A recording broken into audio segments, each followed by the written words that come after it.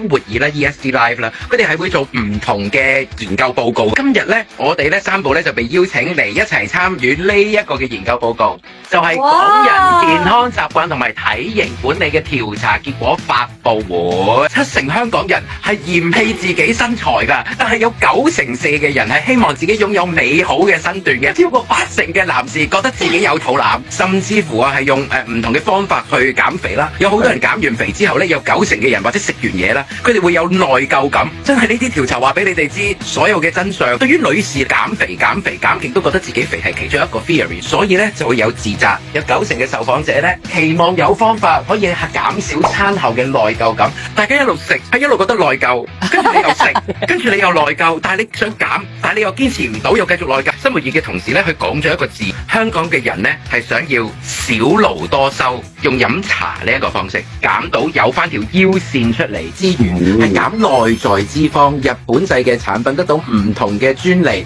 所以你嘅生活唔需要改變，不過你可以不勞多收。今日同大家介紹嘅係 Susumi 日本製枇杷葉混合發酵茶。佢呢一個嘅 Susumi 嘅乳酵茶咧，其實就係嚟自用一啲日本長期園嘅枇杷葉混合發酵茶。去達到一個咁樣嘅效果，淨係靠我講唔勁嘅，我會邀請兩位日本嘅朋友。我哋都係得自己人啦，係咪？但我哋真係有一位日本嚟嘅專家，因為佢咧就係呢一個乳酵茶，佢有份去開發㗎。乳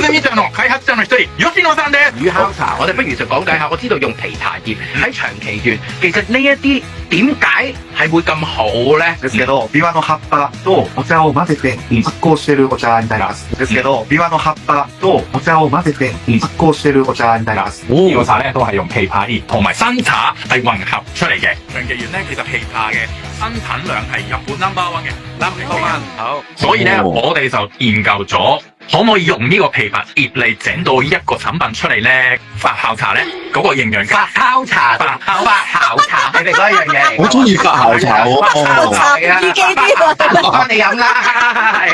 發酵茶，我哋真係有報告啊！佢哋係做咗臨床嘅實驗啦，攞咗專利啦。有一班嘅朋友喺日本連續60日都飲呢個 Susumi 乳酵茶，每日飲1包啫，就已經足以令到個平均減咗內臟脂肪係6%。而且咧，佢哋咧就係做翻個研究。就算咧生活儀咧都有就住咧 Susumi 乳酵茶咧就啱啱做咗個調查嘅，亦都係問喺香港咧飲咗嘅朋友咧，佢哋咧就飲20日啊，有93% 嘅受訪者咧飲完之後覺得身體輕咗啊，有98% 覺得咧其實融入生活嘅習慣好容易行喎，咁86% 嘅朋友咧就覺得我食完冇咁大內疚感。我哋頭先講緊90%人就要食完有內疚感，但有86% 覺得減少咗啊，74% 有翻腰線。我係啊，係啊，唔使做運動都可以啊，黃全都話。我自己有飲嘅，你倒落個茶杯加熱水就咁啦，係咁簡單，係啊，真係好方便。佢唔係藥物，亦都唔會令你肚瀉。我飲咗2個幾禮拜㗎啦，冇瀉過。係咯，唔係屙嘅。呢個好緊要。呢一個咧真係好健康地，但係我覺得輕咗。我爸爸其實營養師唔建議佢飲好濃嘅茶嘅，但係呢一個咧日本嘅乳酵茶 Susumi 咧，